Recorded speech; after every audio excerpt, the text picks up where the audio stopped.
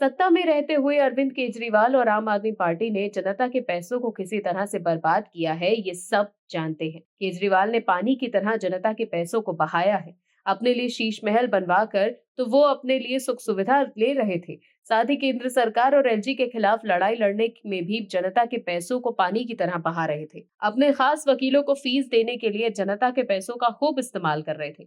हम सब ने देखा कि कैसे केजरीवाल के लिए अभिषेक मनु सिंघवी केस लड़ रहे थे। मीडिया रिपोर्ट्स के अनुसार अभिषेक मनु सिंघवी 6 लाख रुपए से 11 लाख रुपए के बीच फीस लेते हैं।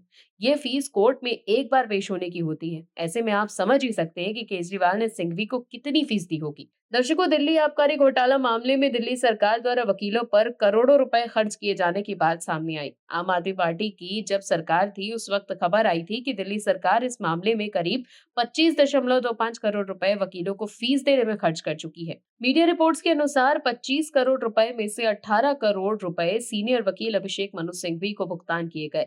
वहीं दिल्ली सरकार के मंत्री रहे सत्येंद्र जैन के मामलों में अक्सर कोर्ट में पेश होने वाले अधिवक्ता राहुल मेहरा को 5 करोड़ रुपए बतौर फीस भुगतान किए गए। रिपोर्ट्स में कहा गया कि सिंघवी को साल 2021-22 में 14 करोड़ रुपए और बाद में 4.1 करोड़ रुपए का भुगतान किया गया। वहीं राहुल मेहरा को साल 2020-21 में महज 2.4 लाख रुपए और साल 2021-22 में 3.9 करोड़ रुपए फीस के तौर पर दिए गए थे। इसके अलावा भी वकीलों को करोड़ों रुपए का भुगतान किया जा चुका है। लेकिन अब बीजेपी की सरकार दिल्ली में जनता के पैसों को बर्बाद होने से बचाना चाहती है। दर्शकों, दिल्ली की सरकार पुरानी सरकारों की सारे गड़बड़ियों को ठीक कर रही है। पुरानी सरकार लगातार काम कर रही है। क्या है पूरी खबर, बताते हैं आपको इस रिपोर्ट में। दिल्ली में बीजेपी सरकार बनाने के बाद फैसलों में बदलाव दिखने लगा है। सूत्रों के मुताबिक नई सरकार ने उपराज्यपाल से जुड़े कानूनी मामलों की समीक्षा शुरू कर दी है और कई केस वापस लेने की तैयारी की जा रही है। हालांकि इस पर अभी तक कोई आधिकारिक घोषणा नहीं हुई है, लेकिन माना यह जा रहा है कि जल्द ही विधानसभा में इस मुद्दे पर चर्चा हो सकती है।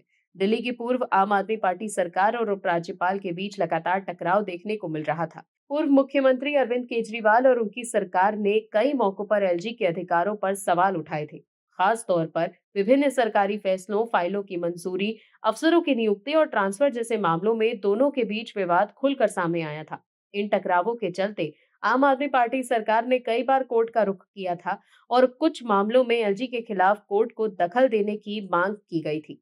अब सत्ता बदलने के बाद ही मामलों की वापसी पर चर्चा हो रही है। सूत्रों के अनुसार नई सरकार का मानना है कि इन मामलों में राजनीतिक द्वेष की भावना थी और अब इन्हें आगे बढ़ाने का कोई औचित्य नहीं है। बीजेपी सरकार चाहती है कि प्रशासनिक व्यवस्था बेहतर हो और गैर जरूरी कानूनी लड़ाइयों में समय और संसाधन बर्बाद न किए जाएं। हालांकि यह फैसला विपक्षी दलों, खास तौर पर आम आदमी पार्टी के लिए बड़ा मुद्दा बन सकता है। आम आदमी पार्टी पहले ही आरोप लगाती रही है कि एलजी का कार्यालय बीजेपी सरकार के इशारे पर काम करता है। ऐसे में अगर बीजेपी सरकार एलजी से जुड़े मामलों को वापस लेती है तो इसे विपक्ष बीजेपी एलजी गठजोड़ का उदाहरण बता सकती है। अब सवाल यह है कि क्या सरकार सभी मामलों को वापस लेगी या सिर्फ कुछ मामलों की समीक्षा की जाएगी। इस पर अंतिम फैसला आने वाले दिनों में हो सकता है। विधानसभा सत्र के दौरान इस पर चर्चा की उम्मीद है, जहां विपक्ष इसे बड़ा मुद्दा बना सकता है।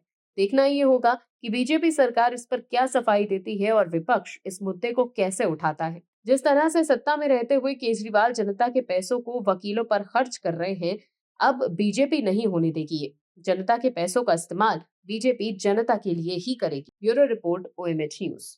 आप दर्शकों से विनम्र निवेदन है कि चैनल को सब्सक्राइब जरूर करें